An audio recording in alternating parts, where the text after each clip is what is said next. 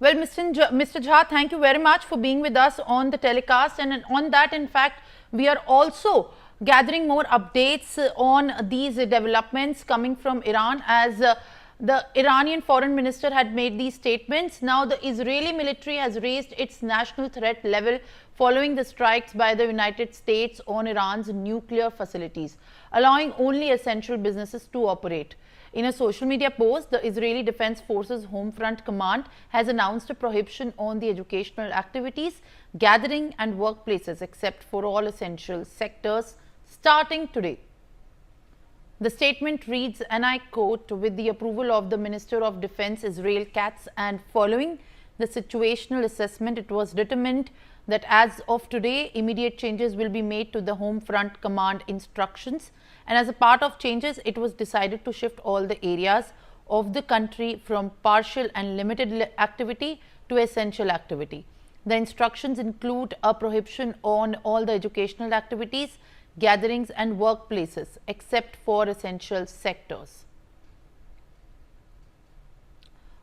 In the view of the statements coming from the United States and also Iran, Israeli military has raised national threat level.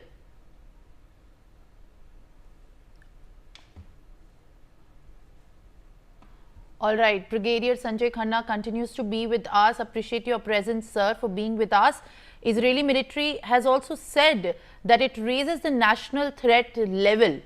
For Israel, as much as it is concerning for Iran, Brigadier Sanjay Khanna, how do you look at this development and the US confirmation of bombing 3 nuclear sites in Iran coming out for Israel? See, till now, it was only Iran and Israel which were in the conflict, and they were firing missiles and drones against each other, because the distance between the two countries is almost 1500 to 1700 kilometers. So foots on ground couldn't have been there. So the only destruction or retaliation that could take place in both the nations was through the missile systems as well as the drone system, which could be moved to that distance. Now, as regards the statement of Israel to enhance the security levels in their entire country is for the reason that since this war had commenced between Israel and Iran, it was only the Iranian missiles and drones that were targeting the various areas in Israel. But now, with the American bombing of the 3 nuclear sites in Iran, it is the triple H, that is the Houthis, the Hamas, and the Hezbollah. Now, all these 3 terrorist organizations will also join hand and will now start striking at Israel, because as you are aware that they are the proxies of Iran.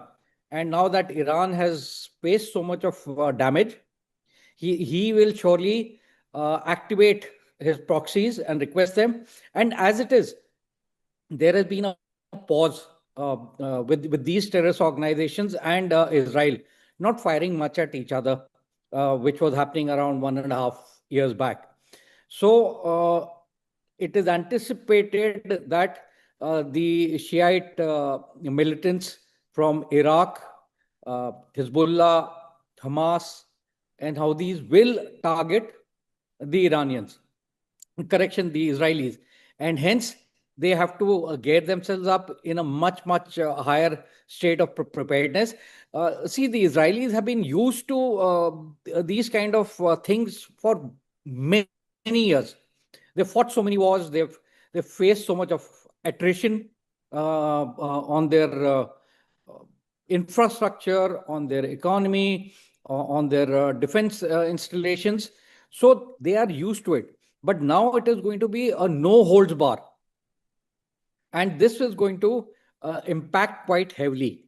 So that is the reason why the enhancement of the security apparatus and the of the local population as well as of the various Israeli defense installation has been asked to be gone through.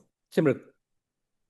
Sanjay Khanna, well, in fact, very rightly put out, and as this statement also puts the context further, as there are more developments which are emerging. If we talk about Iran, if we talk about Israel, and how the US is also now maintaining its stand and guard with complete threats that have been put on the dais. Now, I'll request your patience to continue to be with us, as now